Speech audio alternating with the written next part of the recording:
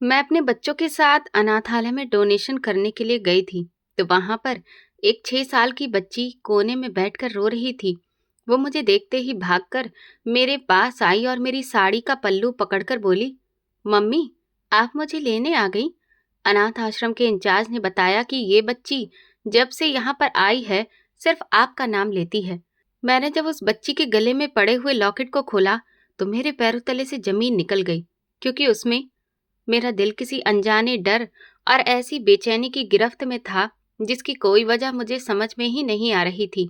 जैसे कि कुछ बहुत ही अजीब और भयानक होने वाला है। हालांकि देखा जाए तो मेरी जिंदगी में सब कुछ ठीक था। मैं अपनी एक खुशहाल और सुकून भरी जिंदगी जी रही थी। मेरा हंसता बसता हुआ घर है और भगवान ने मुझे एक प्यारे से हेल्दी बेटे की माँ बनाया है, जिसकी उम्र अब 6 साल हो चुकी थी और वही मेरे जीने का एकमात्र सहारा है। मगर उस दिन न जाने क्यों मेरा दिल चाहा कि मैं उसे घर की सुरक्षित चार दीवारी से बाहर निकालूं और उन बच्चों के पास भी जाऊं जिनके सर पर अपने माँ बाप के प्यार का साया नहीं होता। ये ख्याल मेरे दिमाग में अचानक ही आया था, जैसे कि भगवान की तरफ से मुझे किसी खास मकसद के लिए वहां पर बुलाया जा रहा हो। जल्दी ही मैंने अपने बेटे को गर्म कपड़े पहनाकर तैयार किया और कुछ मिठाइयाँ, खिलौने और खाने पीने का और भी सामान गाड़ी में रखवाकर शहर के एक बहुत ही दूर दराज और बड़े अनाथालय का रुख किया। ये बिल्डिंग शहर के शोर शराबे और ट्रैफिक से कोसों दूर एक वीरान और सुनसान इलाके में बनी हुई थी, जहां चारों तरफ खामोशी पसरी थी। रास्ते में भी वीरानी बढ़ती गई और बड़े बड़े लंबे पेड़ों ने सड़क के दोनों तरफ छाया कर रखी थी। गाड़ी का सफर लंबा और थका देने वाला था और उस दौरान मेरा बेटा खिड़की से बाहर के नजारे को देखकर काफी खुश हो रहा था। कभी वो बादलों की तरफ इशारा करता, तो कभी पेड़ों पर बैठे हुए पक्षियों को देखकर ताली बजाता।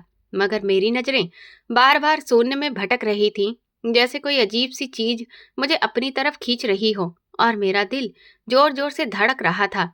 जब हमारी गाड़ी अनाथालय के बड़े जंग लगे दरवाजे के सामने रुकी, तो एक अजीब सी ठंडी लहर मेरे शरीर में दौड़ गई और मुझे झुरझुरी सी आ गई। गेट के गार्ड ने भारी आवाज के साथ दरवाजा खोला और हम अंदर दाखिल हुए। बिल्डिंग की दीवारें खस्ता हाल थी और उन पर जमी हुई कालिक और जगह जगह से उखड़ा हुआ पेंट उस जगह की वीरानी और उदासी की कहानी सुना रहा था। हवा में नमी और एक अजीब सी बोझिलता बसी हुई थी, जो अक्सर पुरानी बिल्डिंगों की खास पहचान होती है। मैंने अपने बेटे का हाथ मजबूती से पकड़ा, जैसे कि मुझे उसके खो जाने का डर हो, और अंदर बड़े हॉल की तरफ गई, जहां अनाथालय की केयर टेकर महिला हमारा इंतजार कर रही थी। वो एक अधेड़ उम्र की औरत थी, जिन्होंने बड़ी गर्मजोशी से हमारा स्वागत किया, मगर उनकी आंखों में भी उस जगह की उदासी साफ झलक रही थी। वो हमें बच्चों के कमरे की तरफ लेकर गईं। वहां बहुत सारे बच्चे मौजूद थे, जो अलग अलग खेल खेलने में व्यस्त थे, लेकिन उनके चेहरे पर वो मासूम खुशी नहीं थी जो आम बच्चों के चेहरे पर होती है। मेरे बेटे ने जब इतने सारे हमउम्र बच्चों को देखा, तो वो खुशी से उनमें घुल मिल गया और जो गिफ्ट मैं उन बच्चों के लिए लाई थी, उन्हें बांटना शुरू कर दिया। हर बच्चे की आंखों में एक उम्मीद थी और वो सब मुझे इस तरह से देख रहे थे, जैसे कि मैं उनके लिए कोई फरिश्ता हूँ, या शायद वो मुझे अपनी खोई हुई माँ समझ रहे थे। मगर मेरी नजरें न जाने क्यों किसी और को तलाश कर रही थी। मैं बेचैनी से इधर उधर देख रही थी। मैंने सभी बच्चों के सिर पर हाथ फेरा, उनसे प्यार भरी बातें की, मगर दिल की बेचैनी कम नहीं हुई, बल्कि और बढ़ती जा रही थी। तभी मेरी नजर कमरे के आखिरी और थोड़े अंधेरे भरे कोने पर पड़ी, जहां पर फर्श पर एक छोटी सी बच्ची घुटनों में सिर रखकर अकेली बैठी थी। उसके आसपास का माहौल बाकी कमरे से बिल्कुल अलग था, जैसे कि वहां कोई खुशी आ ही नहीं सकती। उस बच्ची के शरीर पर कपड़े बहुत ही पुराने और गंदे से थे, जो उसकी कद काठी से थोड़े बड़े भी लग रहे थे, और उसके बाल बिखरे हुए थे, जो उसके चेहरे को अच्छे से छुपा रहे थे। मुझे लगा जैसे किसी अनजानी ताकत ने मुझे उसकी तरफ खींच लिया हो। मैं अपने कदमों पर कंट्रोल ना रख सकी और उसकी तरफ बढ़ गई। मेरे दिल की धड़कन तेज होती जा रही थी, जैसे कोई हथौड़ा मेरे सीने पर मार रहा हो और गले में एक अजीब सा कांटेदार फंदा अटक गया हो। मैं उसके पास पहुंची तो मुझे उसके सिसकने की दबी हुई आवाज आई। वो रो रही थी और उसका रोने का अंदाज इतना दर्दनाक था कि मेरा कलेजा मुंह को आ गया। मेरी आंखें अपने आप ही नम हो गईं। मैंने हिम्मत करके उसे बुलाया और कहा कि बेटा, तुम यहाँ अकेली क्यों बैठी हो और क्यों रो रही हो? मेरी आवाज सुनकर उसने धीरे से सिर उठाया। जब हमारी नजर मिली तो मुझे लगा जैसे पूरी दुनिया वहीं पर रुक गई हो। उसकी बड़ी बड़ी काली और गहरी आंखें थीं, जिनमें हैरत और पहचान का एक ऐसा तूफान था जिसने मुझे हिलाकर रख दिया था। उसका चेहरा आंसुओं से भीगा हुआ था, मगर उसके नैन नक्श कुछ इस तरह के थे कि वो मुझे बहुत ही अपनी सी लगी, जैसे कि मैं उसे सदियों से जानती हूँ। वो पल भर के लिए मुझे टकटकी बांध कर देखती रही, जैसे कि उसे अपनी आंखों पर यकीन नहीं हो रहा हो कि मैं सच में यहाँ पर हूँ या वो कोई सपना देख रही है। फिर अचानक वो बिजली की तेजी से अपनी जगह से उठी और भागते हुए मेरे पास आई। उसका इस तरह का व्यवहार मेरी सोच समझ से परे था। मैं भी समझ नहीं सकी और वो मुझसे बुरी तरह से लिपट गई। उसके छोटे छोटे और कमजोर हाथों ने मेरे कपड़ों को इतनी मजबूती से पकड़ लिया था, जैसे कि वो डर रही हो कि अगर उसने मेरा हाथ ढीला छोड़ दिया तो मैं शायद कहीं पर खो जाऊंगी और वो फिर से अकेली रह जाएगी। उसने रोते हुए और सिसकियां लेते हुए मुझसे पूछा कि मम्मी, आप मुझे लेने आ गईं? मैं कब से आपका इंतजार कर रही थी। मैं हर रोज भगवान से कहती थी कि आप आ जाएं। उसके मुंह से मम्मी शब्द सुनकर मेरे पैरों तले से जमीन निकल गई और कानों में सन्नाटा गूंजने लगा। ये शब्द उसने इतने यकीन और तड़प के साथ बोला था कि एक लम्हे के लिए मुझे ऐसा लगा कि शायद वो सच में मेरी ही बच्ची है। मगर मेरा बेटा तो वहां दूसरे बच्चों के साथ खेल रहा था और डॉक्टर ने मुझे बताया था कि मेरी बेटी तो पैदाइश के वक्त ही इस दुनिया से जा चुकी थी। मैंने खुद उस बच्ची को दफनाते हुए देखा था।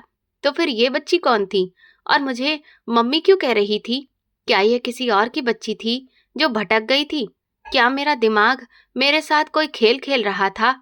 मैंने अपने हाथों से उसे खुद से अलग करने की कोशिश की ताकि उसका चेहरा ध्यान से देख सकूं, मगर उसने मुझे छोड़ने से मना कर दिया। वो लगातार रो रही थी और कह रही थी कि मुझे छोड़कर मत जाना, मैं अब यहाँ नहीं रहना चाहती, मैं बहुत डरती हूँ, मुझे अपने साथ लेकर चलो। अनाथालय की केयर टेकर भी ये सारा नजारा देख रही थी। वो भी हैरान परेशान होकर मेरे पास आई और उन्होंने बताया कि मैडम, ये बहुत ही अजीब और हैरान करने वाली बात है। ये बच्ची जब से यहाँ पर लाई गई है, ये किसी से भी बात नहीं करती और ना ही किसी के पास जाती है।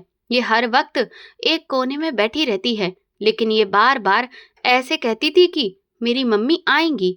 हालांकि आप आज पहली बार यहाँ पर आई हैं और आपका इससे कोई रिश्ता भी नहीं है।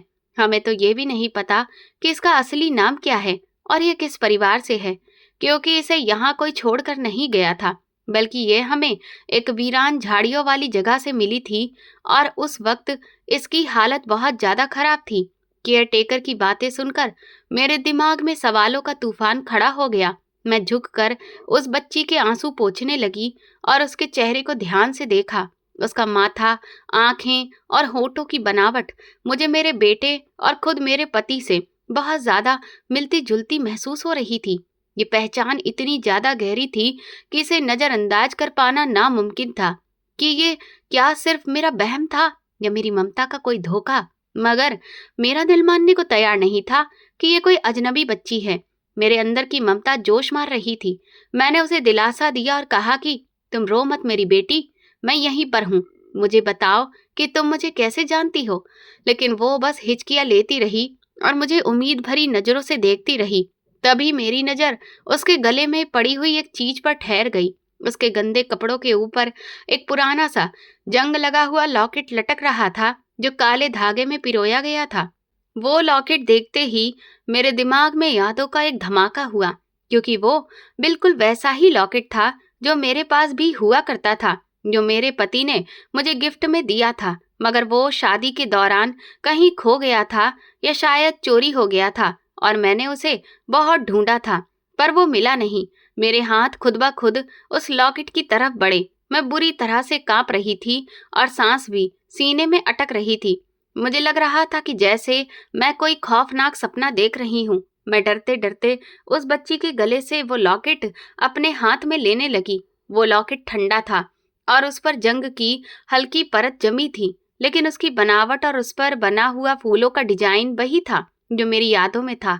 मैंने कांपते हाथों से उस लॉकेट का एक छोटा सा बटन दबाया ताकि उसे खोल सकूं। मेरा दिल जोर से धड़क रहा था। लॉकेट का ढक्कन पुराना होने की वजह से फंस गया था। मैंने फिर थोड़ी ताकत लगाई और जैसे ही लॉकेट का ढक्कन खुला और मैंने उसके अंदर देखा तो मेरी आंखों के सामने अंधेरा छा गया। मेरे पूरे वजूद में एक सनसनी सी दौड़ गई। मुझे लगा कि मेरा पूरा खून जम गया है, क्योंकि उस लॉकेट के अंदर जो चीज मौजूद थी वो नामुमकिन थी। वो मेरे दिमाग, मेरी सोचने समझने की शक्ति, सब कुछ खत्म कर चुकी थी।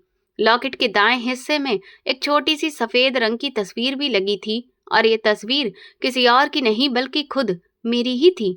ये वो तस्वीर थी जो मैंने सालों पहले खिंचवाई थी, जब मैं पेट से थी, और मेरे चेहरे पर ममता की चमक और खुशी थी।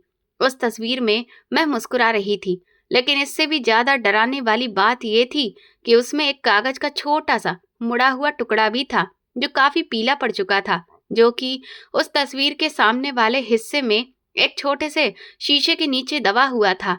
मैंने कांपती उंगलियों से उस कागज के टुकड़े को निकाला और फिर उसे सीधा किया। उस कागज की हालत बड़ी कड़क सी थी और उस पर एक अस्पताल की मोहर भी लगी हुई थी, जो अब काफी हल्की पड़ चुकी थी, लेकिन उस पर लिखी हुई बातें अभी भी पढ़ी जा सकती थी। उस पर मेरे पति की ही लिखावट में कुछ लिखा था, जिसने मेरे होश उड़ा दिए थे। उस पर एक तारीख भी लिखी थी। ये तारीख मेरे लिए किसी मौत के संदेश से कम नहीं थी, क्योंकि ये वही मनहूस तारीख थी जिस दिन मेरे जुड़वा बच्चों की पैदाइश हुई थी। वो दिन जब मुझे बताया गया था कि मेरा बेटा तो जिंदा है, मगर मेरी बेटी मरी हुई पैदा हुई है। लेकिन उस कागज पर जो लिखा था वो इस सच्चाई को झूठा साबित कर रहा था। उस पर लिखा था कि ये राज मेरे सीने में हमेशा दफन रहेगा, और साथ ही इस बच्ची का नाम भी लिखा था, जो मैंने प्रेगनेंसी के दौरान बड़े ही शौक से सोचा था। मैंने वो नाम पढ़ा तो मेरा सिर चकराने लगा। कमरे का शोर, बच्चों की आवाजें, सब कुछ मेरे लिए धीमा पड़ गया। पर सिर्फ वो बच्ची और वो लॉकेट मेरी नजरों के सामने रह गए। ये कैसे मुमकिन था? अगर मेरी बेटी मर चुकी थी तो फिर ये बच्ची कौन थी? और उसके गले में मेरी तस्वीर और मेरे पति की लिखावट वाला ये कागज कैसे आया? क्या मुझे कोई धोखा दिया गया था? क्या मेरे साथ कोई बहुत बड़ा और घिनौना खेल खेला गया था? मेरे दिमाग में अपने पति का चेहरा घूम गया। उनका वो अजीब सा व्यवहार जो हॉस्पिटल में था, उनकी वो अजीब सी घबराहट और जल्दबाजी जो उन्होंने बच्ची को दफनाने के वक्त दिखाई थी, वो सब बातें एक एक करके मेरे दिमाग के पर्दे पर किसी फिल्म की तरह चलने लगी। मुझे याद आया कि उन्होंने मुझे बच्ची का चेहरा भी ठीक से देखने नहीं दिया था और कहा था कि मुझसे बर्दाश्त नहीं होगा। मुझे चक्कर आने लगे और मैं वहीं फर्श पर बच्ची के सामने ही बैठ गई। वो बच्ची अभी भी मेरी बाजू को पकड़े हुए थी और उसकी मासूम और सहमी हुई आंखों में एक सवाल था कि क्या अब सब कुछ ठीक हो जाएगा। मगर उसे नहीं पता था कि उसके गले से निकलने वाले उस राज ने मेरी जिंदगी की बुनियाद ही हिला दी थी। मुझे लगा जैसे मैं किसी दलदल में धंसती जा रही हूँ, जहाँ हर तरफ झूठ, भरम और धोखे का अंधेरा है, और उस अंधेरे में सिर्फ उस बच्ची की सिसकियां मुझे सुनाई दे रही थीं, जो मुझे अपनी तरफ बुला रही थीं। अब मुझे समझ में नहीं आ रहा था कि मैं क्या करूं। मैं चिल्लाना चाहती थी, मैं उस राज को सबके सामने लाना चाहती थी, मगर मेरी आवाज मेरे गले में ही दम तोड़ रही थी, क्योंकि लॉकेट में मौजूद सच्चाई इतनी भयानक और तीखी थी कि उसने मेरी सोचने समझने की क्षमता को ही छीन लिया था। अब मेरे सामने दो रास्ते थे, या तो मैं वहां से भाग जाती और उस राज को वैसे ही छोड़ देती, या फिर इस हकीकत का सामना करती जो मेरी हंसती बसती जिंदगी को बर्बाद भी कर सकती थी। लेकिन उस बच्ची की मासूम आंखों ने मुझे बांध रखा था, और मैं सब कुछ जानते हुए भी इस जाल में फंस चुकी थी। और अब इस कहानी का अगला पड़ाव पलटने वाला था, जो मेरी जिंदगी में तूफान खड़ा करने को तैयार था। वो लॉकेट मेरी मुट्ठी में था और उसकी ठंडक मेरे हाथ से होती हुई मेरे दिल को छू रही थी। मुझे यकीन हो चुका था कि मेरी जिंदगी अब पहले जैसी नहीं रहेगी, क्योंकि मुर्दा साबित कर दी जाने वाली अतीत की परछाइयां जिंदा होकर मेरे सामने खड़ी थीं और अपने जिंदा होने का सबूत मांग रही थी, और मैं खामोश तमाशा देखने वाली बनी अपनी बर्बादी का मंजर देखे जा रही थी। अनाथालय के उस ठंडे और अंधेरे कमरे में फर्श पर बैठे हुए मुझे महसूस हो रहा था कि जैसे मेरे शरीर से जान निकल चुकी है, और अब मैं सिर्फ एक ढांचा हूँ जिसके अंदर का इंसान मर चुका है।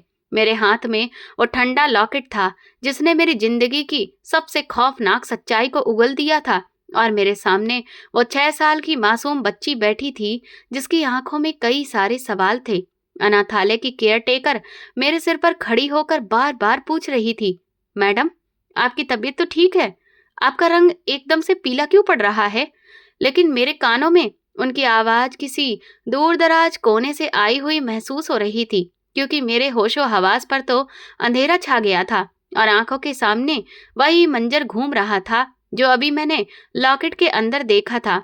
बड़ी मुश्किल से अपने लड़खड़ाते हुए वजूद को मैंने संभाला और दीवार का सहारा लेकर खड़ी हुई। घुटने कांप रहे थे, सिर चकरा रहा था, लेकिन खुद को मजबूत तो करना ही था, क्योंकि अब मामला सिर्फ मेरा नहीं बल्कि उस नन्ही सी जान का था जिसे मेरे पति ने मुर्दा साबित करके जिंदा ही दफन कर दिया था। मैंने अपनी नम आंखों को साफ किया और केयर टेकर की तरफ देखा जो बहुत परेशान दिख रही थी। मैंने अपनी आवाज में थोड़ा ठहराव लाते हुए कहा कि मैं बिल्कुल ठीक हूँ, बस थोड़ा सा चक्कर आ गया था। मैं उस बच्ची को अपने साथ ले जाना चाहती हूँ। क्या मैं उसे कुछ दिनों के लिए अपने घर ले जा सकती हूँ? केयर टेकर ने हैरत से मुझे देखा और कहा कि ये तो बहुत ही अच्छी बात है, लेकिन कानूनी कार्रवाई में कुछ वक्त लगेगा। मैं बेसब्री से बोली कि जो भी कागजात हैं आप अभी तैयार करवा दीजिए। मैं उसे एक पल भी यहाँ पर नहीं छोड़ सकती। मुझे डर था कि अगर मैं यहाँ से चली गई और पीछे से कोई आ गया या मेरे पति को खबर हो गई तो शायद ये बच्ची हमेशा के लिए गायब कर दी जाएगी। मैंने अपनी आइडेंटिटी से जुड़े हुए कागज उन लोगों के हवाले किए और कुछ बताए हुए पैसे भी जमानत में जमा करवाए ताकि वो बच्ची मुझे ले जाने की इजाजत मिल जाए।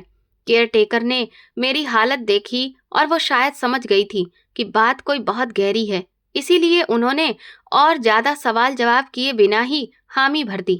मैंने कांपते हाथों से उस बच्ची का हाथ पकड़ा जिसने अभी तक मेरा दामन नहीं छोड़ा था। उसका हाथ भी बर्फ की तरह ठंडा था और वो डरी हुई थी, लेकिन उसकी आंखों में मेरे लिए एक अजीब सा भरोसा था, जैसे कि वो ये जानती हो कि अब वो सुरक्षित हाथों में है।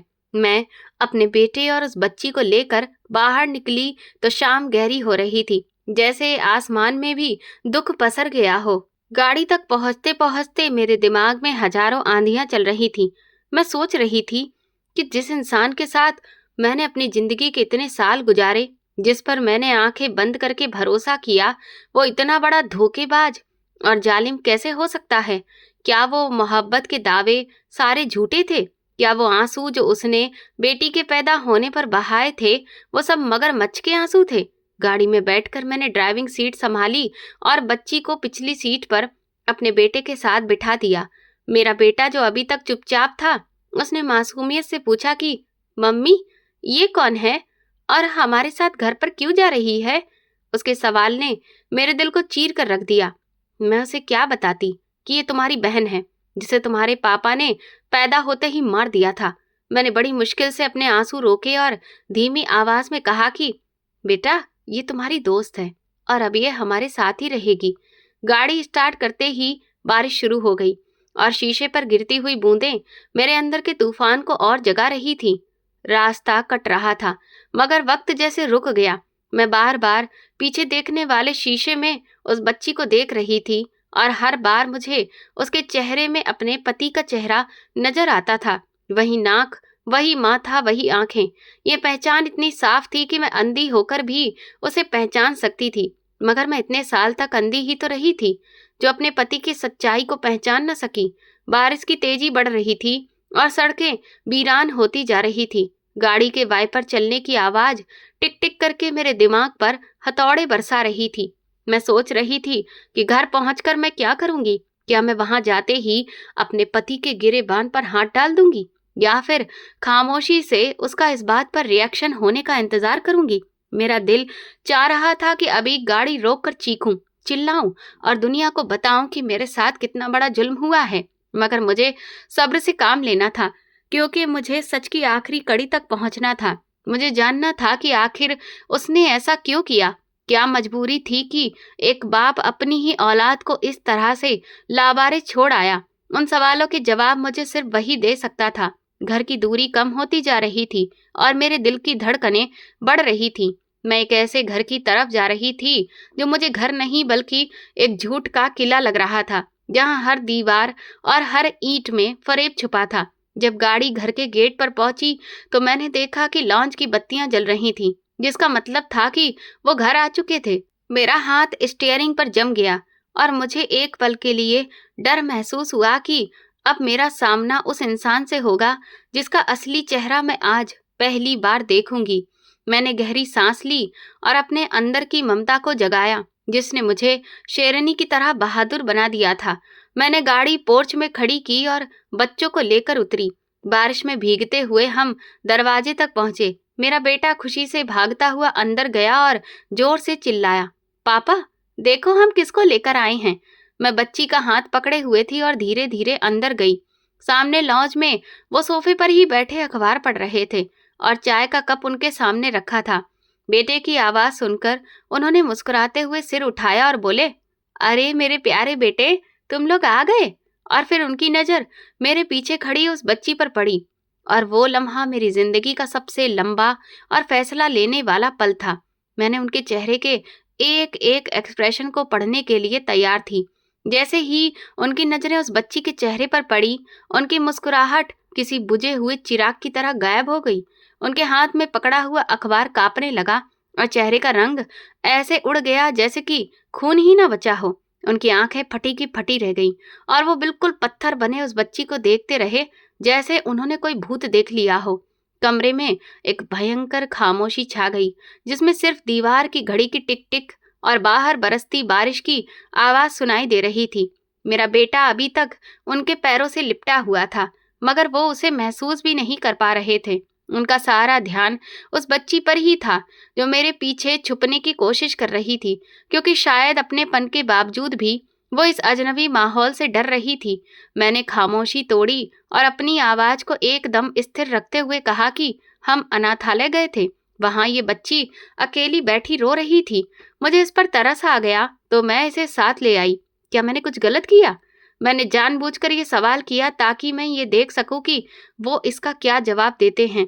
मेरे सवाल पर वो चौंक गए, जैसे कि किसी गहरी नींद से जागे हों। उन्होंने बौखलाहट में अखबार मेज पर रखा और लड़खड़ाती हुई आवाज में कहा कि नहीं नहीं, तुमने अच्छा किया। ये तो बहुत ही भलाई का काम है, मगर तुम इसे यहाँ घर पर लेकर क्यों आई हो? मतलब हम लोग कैसे जानते भी नहीं है कि ये कौन है, ये कहाँ से आई है। उनके अंदाज में छुपा हुआ डर और घबराहट साफ महसूस की जा सकती थी। वो मुझसे नजर चुराने की कोशिश कर रहे थे और बार बार अपने माथे पर आने वाले पसीने को पोंछ रहे थे। हालांकि कमरे में सर्दी थी। मैंने उनकी आंखों में आंखें डालकर कहा कि मुझे नहीं पता कि ये कौन है, मगर अजीब बात यह है कि ये मुझे पहचानती है और मुझे मम्मी कह रही है। और अनाथालय वालों ने भी बताया कि ये जब से वहां है, बार बार यही कह रही थी कि मेरी मम्मी आएंगी। आपको हैरत नहीं हुई ये सुनकर? मेरी ये बात सुनते ही वो और ज्यादा घबरा गए और पानी का गिलास उठाकर एक ही सांस में पी गए। फिर कहने लगे कि अरे ये तो बच्ची है, बहक जाती है। मैंने कहा, लेकिन देखो इसकी शक्ल भी कितनी मिलती जुलती है ना आपसे। तो कहने लगे, अरे ऐसा तो कई बार होता ही है कि किसी न किसी से चेहरा मिल जाता है। तुम इसके बारे में ज्यादा मत सोचो और इसे वापस छोड़ाओ। हम किसी अनजान मुसीबत को घर नहीं रख सकते। उनकी ये बात सुनकर मेरे तन बदन में आग लग गई। वो अपनी ही बेटी को अनजान मुसीबत कह रहे थे। मैंने अपने गुस्से पर काबू पाते हुए कहा कि मैं इसे वापस नहीं छोड़ सकती। जब तक इसके माँ बाप का पता नहीं चल जाता, ये यहीं पर रहेगी। और वैसे भी मुझे इसकी शक्ल कुछ ज्यादा ही जानी पहचानी लग रही है। आप भी ध्यान से देखिए ना कि क्या ये आपको किसी की याद नहीं दिला रही। मैं बच्ची को अपने पीछे से निकालकर सामने किया। वो बच्ची डरते डरते उनकी तरफ देखने लगी। जैसे ही उस बच्ची और मेरे पति की नजरें मिली, मैंने देखा कि मेरे पति की आंखों में अजीब सी चमक आई, जो तुरंत ही पछतावे या शायद खौफ में बदल गई। उन्होंने तुरंत नजर हटा ली और गुस्से से बोले कि मुझे क्या पता कि ये किसकी शक्ल की जैसी है। मैं बहुत थक गया हूँ, मुझे आराम करना है। और ये कहकर वो तेजी से उठकर अपने कमरे की तरफ जाने लगे। उनके इस तरह से भाग जाना इस बात का सबूत था कि चोर की दाढ़ी में तिनका है। मैंने भी लेकिन हार नहीं मानी और बच्ची को नौकरानी के हवाले करके उनके पीछे कमरे में चली गई। कमरे में जाकर मैंने देखा कि वो खिड़की के पास खड़े बाहर अंधेरे में घूर रहे थे और उनके दोनों हाथ मुट्ठी की शक्ल में बंधे हुए थे। मैंने दरवाजा बंद किया और उनके पास जाकर खड़ी हो गई। मेरे हाथ में अभी भी लॉकेट था जो मैंने अपनी मुट्ठी में छुपाया हुआ था। मैंने उनकी पीठ की तरफ देखते हुए कहा कि आज अनाथालय में मुझे एक और चीज भी मिली है जो शायद आपकी दिलचस्पी की वजह हो। मेरी बात सुनकर वो पलटे और सवालिया नजरों से मुझे देखने लगे। मैंने धीरे से अपनी मुट्ठी खोली और वो जंग लगा हुआ लॉकेट उनके सामने कर दिया। वो लॉकेट देखते ही उनके मुंह से एक हल्की सी चीख निकल गई और वो 2 कदम पीछे हट गए, जैसे कि मैं उनके सामने कोई जहरीला मोटा सांप रख दिया हो। उनका चेहरा जो पहले से ही सफेद था अब तो और भी ज्यादा सफेद पड़ गया। उन्होंने हकलाते हुए कहा कि ये तुम्हें कहाँ से मिला? मैंने उनकी आंखों में देखते हुए कहा कि ये इसी बच्ची के गले में था और आप जानते हैं कि इसके अंदर क्या है? वो चुप रहे। बस उनकी सांसें तेज चलने लगीं। मैंने लॉकेट का बटन दबाया और उसे खोलकर उनके सामने किया, जिसमें मेरी तस्वीर और उनका लिखा हुआ वो कागज था। मैंने कहा कि इसमें मेरी तस्वीर है और ये कागज जिस पर आपकी हैंडराइटिंग है और वो तारीख भी लिखी है जो हमारे बच्चों के पैदा होने की तारीख है। क्या अभी भी आप यही कहेंगे कि ये कोई अनजान मुसीबत है? क्या अभी भी आप इसको नहीं जानते? मेरे सवाल तीरों की तरह उनके वजूद में चुभ रहे थे। वो दीवार के साथ लग गए और उनके पास अब बोलने के लिए शब्द खत्म हो गए थे। कमरे की हवा में तनाव इतना बढ़ गया कि सांस लेना भी मुश्किल हो गया था। मैंने एक कदम और आगे बढ़ाया और चिल्लाकर कहा कि बोलते क्यों नहीं हो? मुझे जवाब चाहिए। क्या ये मेरी वही बेटी है जिसे आपने कहा था कि वो मर चुकी है? क्या मैं एक जिंदा लाश पर आंसू बहा रही थी? मेरी आवाज गूंजने लगी तो वो घुटनों के बल जमीन पर बैठ गए और अपना सिर दोनों हाथों में पकड़ लिया। उनका ये अंदाज अफसोस का तो था, लेकिन पश्चाताप का नहीं। उन्होंने सिर झुकाकर दबी आवाज में कहा कि तुम मुझे गलत समझ रही हो। कहानी वो नहीं है जो तुम सोच रही हो। इसके पीछे बहुत बड़ी वजह है। एक ऐसा राज है जो मैं तुम्हें कभी भी नहीं बताना चाहता था, क्योंकि अगर वो राज खुल जाता तो हमारा घर बर्बाद हो जाता। मैं एक बड़े डर की वजह से उसे दूर कर चुका था, मगर किस्मत उसे वापस ले आई। उनके ये शब्द मेरे लिए और भी ज्यादा उलझन बढ़ाने लगे। मैं झुककर उनका गिरेबान पकड़कर जोर से झकझोरते हुए कहा कि आप मुझे कोई भी कहानी नहीं सुनाइए। मुझे सिर्फ सच जानना है। कौन सा राज है? कैसे घर बर्बाद होता है? क्या एक मासूम की जान की कीमत हमारे घर से ज्यादा थी? आपने मुझे धोखा दिया है और अब आप पहेलियां बुझा रहे हैं। उन्होंने मेरी तरफ देखा तो उनकी आंखों में आंसू थे, लेकिन वो आंसू पश्चाताप के थे या फिर एक्टिंग करने के थे, ये मैं फैसला नहीं कर पा रही थी।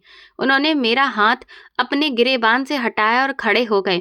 फिर एक अजीब से अंदाज में बोले कि अगर मैं तुम्हें बता दूं कि ये बच्ची जिंदा क्यों है और यहाँ पर क्यों है, तो तुम शायद बर्दाश्त नहीं कर पाओगी।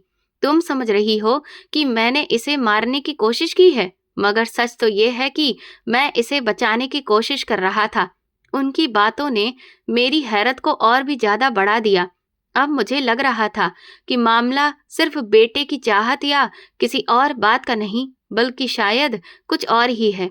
कोई ऐसा दुश्मन या फिर कोई ऐसी खानदानी दुश्मनी जिससे मैं बेखबर थी। मगर उस वक्त मेरे सामने सिर्फ एक ही सच्चाई थी कि मेरी बेटी जिंदा थी और मेरे पति ने मुझसे ये बात छुपाई थी। मैंने कड़क अंदाज में कहा, क्या मुझे हर बात जाननी है, चाहे वो कितनी ही कड़वी क्यों ना हो? मगर उन्होंने मेरी बात काट दी और कहा कि अभी नहीं, अभी वक्त नहीं आया। अभी तुम्हें सिर्फ इतना जानना काफी है कि ये बच्ची सुरक्षित नहीं है, और अगर किसी को पता चल गया कि ये वापस आ गई है तो हम सबकी जान खतरे में पड़ जाएगी। उनकी इस धमकी भरी वार्निंग ने मुझे चौंका दिया। क्या वाकई हम खतरे में थे, या फिर ये अभी भी कोई नया ड्रामा किया जा रहा था? मैं कुछ और पूछने ही वाली थी कि अचानक दरवाजे पर जोर जोर से दस्तक हुई और साथ ही बाहर से नौकरानी की घबराई हुई आवाज आई, मैडम जल्दी से बाहर आइए, वो बच्ची बेहोश हो गई है और उसकी नाक से खून बह रहा है। ये सुनते ही मैं और मेरे पति दोनों दरवाजे की तरफ भागे। मेरे पति के चेहरे पर जो डर अब दिख रहा था वो पहले से कहीं ज्यादा भयानक हो चुका था। जैसे कि उन्हें किसी ऐसी ही बात का डर हो जो अब सच होने जा रहा था। हम लॉन्ज में पहुंचे तो देखा कि वो बच्ची कालीन पर बेहोश पड़ी थी और उसका रंग नीला पड़ रहा था।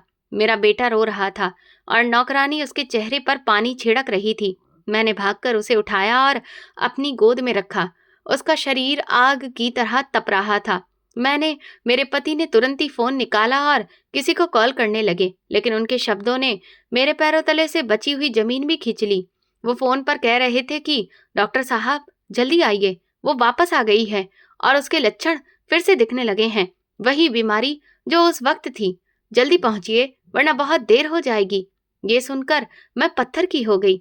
मतलब ये कि मामला सिर्फ छुपाने का नहीं था, बल्कि कोई बीमारी, कोई ऐसी बड़ी वजह भी थी जिसका मुझे एहसास ही नहीं था।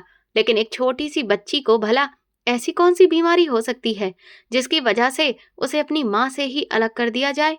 मैंने सवालिया नजरों से अपने पति को देखा, जो अब फोन रखकर बच्ची की नब्ज चेक कर रहे थे। उनके हाथों की महारत बता रही थी कि वो इस तरह की सिचुएशन से पहले भी गुजर चुके हैं। उन्होंने मुझे देखे बिना ही कहा कि हमें इसे अस्पताल ले जाना होगा, मगर किसी साधारण हॉस्पिटल में नहीं। हमें वहीं जाना होगा जहां इसकी पैदाइश हुई थी, वो पुराना हॉस्पिटल, शहर से बाहर। उनकी ये बात सुनकर मेरे रोंगटे खड़े हो गए, क्योंकि वो हॉस्पिटल तो सालों पहले ही बंद हो चुका था और अब पीरान पड़ा था। वहां भला अब जाने का क्या मतलब है? मैंने रोकना चाहा, मगर बच्ची की हालत देखकर फिर मैं चुप हो गई। हमने उसे उठाया और दोबारा गाड़ी की तरफ भागे। बारिश अब तूफान में बदल चुकी थी और रात का अंधेरा और ज्यादा गहरा हो गया था। गाड़ी में बैठते ही मेरे पति ने ड्राइविंग सीट संभाली और गाड़ी को अंधाधुंध रफ्तार से दौड़ाना शुरू कर दिया। मैं पिछली सीट पर बच्ची का सिर गोद में लिए बैठी थी और मेरा बेटा मेरे साथ ही सिमटा हुआ बैठा था। मैंने शीशे से अपने पति का चेहरा देखा तो वहां अब घबराहट की जगह एक अजीब सा जुनून आ गया था। वो लगातार बड़बड़ा रहे थे कि मैं उसे कुछ भी नहीं होने दूंगा, मैं दोबारा वही गलती नहीं करूंगा। मगर उनके शब्द मुझे तसल्ली देने की जगह और ज्यादा डरा रहे थे। गाड़ी शहर की रोशन सड़कों से निकलकर वीरान कच्चे रास्तों पर आ गई थी और हम उस पुराने जमाने के अस्पताल की तरफ जा रहे थे, जिसके बारे में मशहूर था कि वहां अजीबो गरीब एक्सपेरिमेंट होते थे। मेरे दिल में कई तरह की बातें आने लगी कि कहीं मेरे पति मुझे और मेरे बच्चों को वहां ले जाकर मार तो नहीं डालेंगे, या फिर वहां कोई और ही मुसीबत हमारा इंतजार कर रही होगी। मगर ममता के हाथों मजबूर मैं खामोश बैठी थी। बच्ची की सांस उखड़ रही थी और वो नींद में या फिर बेहोशी की हालत में कुछ अजीब से शब्द बोल रही थी जो मेरी समझ से बाहर थे। मगर उन शब्दों ने मेरे पति को और ज्यादा परेशान कर दिया था। अचानक गाड़ी को एक जोरदार झटका लगा और वो रुक गई। शायद गाड़ी कीचड़ में फंस गई थी। मेरे पति ने स्टीयरिंग पर हाथ मारा और नीचे उतर गए। मैं भी घबराकर खिड़की से बाहर देखने लगी। बाहर गहरा अंधेरा था और बारिश का शोर था। तभी मैंने देखा कि गाड़ी की हेडलाइट की रोशनी में कुछ परछाइयां हरकत करती हुई दिख रही थीं। वे किसी इंसान के साए लग रहे थे, मगर उनका व्यवहार काफी अजीब सा था। मेरे पति बाहर खड़े होकर उन परछाइयों की तरफ देख रहे थे और उनसे डरने की जगह वो उनसे बात कर रहे थे, जैसे कि वो उन्हें जानते हों। ये नजारा देखकर मेरा खून सफेद हो गया। ये कौन लोग थे और मेरे पति का इनसे क्या रिश्ता था? और ये इस वीरान जगह पर हमारा इंतजार पहले से क्यों कर रहे थे? मैंने जल्दी से गाड़ी के दरवाजे लॉक कर लिए और अपने बच्चों को सीने से लगा लिया। लेकिन अगला पल मेरी बर्दाश्त से बाहर था। उन परछाइयों में से एक परछाई आगे बढ़ी और फिर वो रोशनी में सामने आया। उसका चेहरा देखकर मेरे मुंह से एकदम से चीख निकल गई, क्योंकि वो शख्स कोई और नहीं बल्कि वही डॉक्टर था जिसने 6 साल पहले मेरी बेटी की मौत की खबर दी थी। वो वहां मौजूद था और मेरे पति के साथ खड़ा मुस्कुरा रहा था। उसकी मुस्कुराहट में शैतानी अंदाज था। उसने मेरे पति के कंधे पर हाथ रखा और कहा कि तुम वादे के खिलाफ गए हो, तुम उसे वापस ले आए हो, अब जो होगा उसके जिम्मेदार तुम खुद होगे। ये सुनते ही मेरे पति उसके कदमों में गिरकर बोले कि उसे बचा लो, तुम जो कहोगे मैं करूंगा, बस उसे बचा लो। ये सब क्या हो रहा था? मेरा पति एक डॉक्टर के पैरों में क्यों गिरा हुआ था और वो किस वादे की बात कर रहे थे? मेरी समझ तो बिल्कुल जवाब दे चुकी थी और तभी वो डॉक्टर गाड़ी की विंडो स्क्रीन के करीब आया और उसने शीशे पर हाथ रखा। उसकी उंगलियों में वही अंगूठी थी जो मैंने डिलीवरी के दिनों में देखी थी।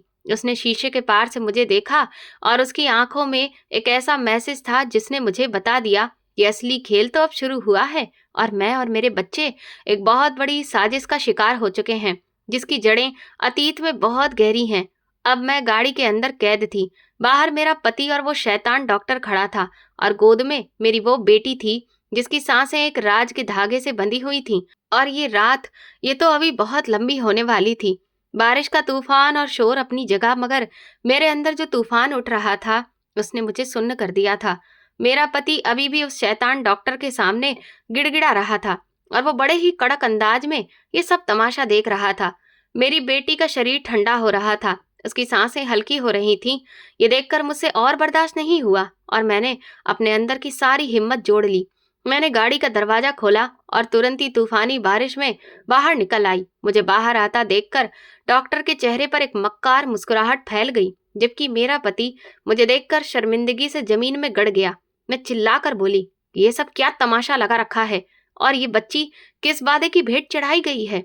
डॉक्टर ने एक ठहाका लगाया जो बिजली की कड़क में घुल मिल गया और उसने आगे बढ़कर मेरे पति को ठोकर मारते हुए कहा कि अपनी पत्नी को बता दो कि तुमने अपना बेटा बचाने के लिए अपनी बेटी का सौदा कैसे किया था। ये सुनते ही मुझे लगा जैसे आसमान मेरे सिर पर गिर पड़ा हो। मैं हैरत और नफरत से अपने पति की तरफ देखने लगी, जो बारिश के पानी और अपने आंसुओं में भीगा हुआ एक मुजरिम की तरह खड़ा था। उसने भारी आवाज में स्वीकार किया कि जब ये जुड़वा बच्चे पैदा हुए तो डॉक्टर ने बताया था कि हमारा बेटा एक ऐसी रेयर और जानलेवा बीमारी का शिकार है जिसका इलाज मुमकिन नहीं है। वो कुछ ही दिनों में मर जाएगा।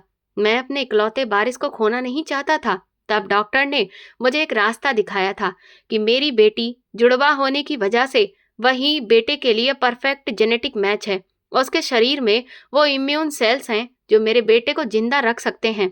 डॉक्टर ने कहा, इलाज आसान नहीं है, ये लंबा प्रोसेस है और सबसे जरूरी बात ये थी कि बच्ची को इन लोगों की निगरानी में रहना होगा।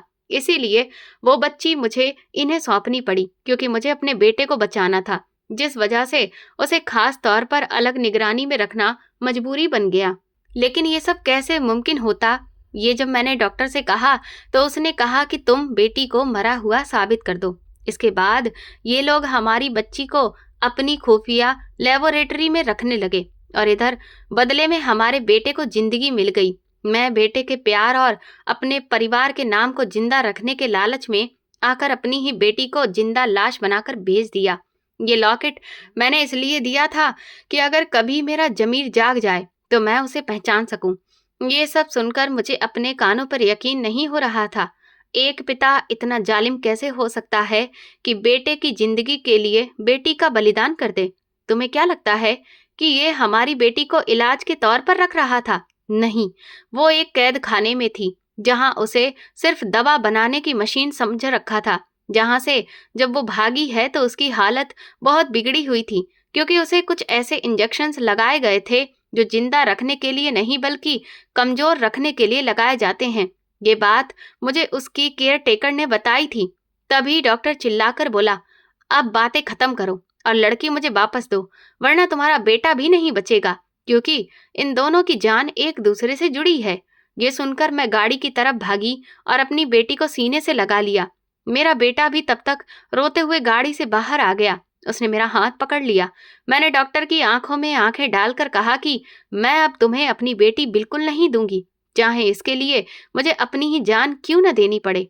तुमने मेरे पति की कमजोरी और उसकी बेवकूफी का फायदा उठाया है, मगर मैं समझ चुकी हूँ कि जिंदगी और मौत सिर्फ भगवान के हाथ में है, तुम जैसे कसाईयों के हाथ में नहीं।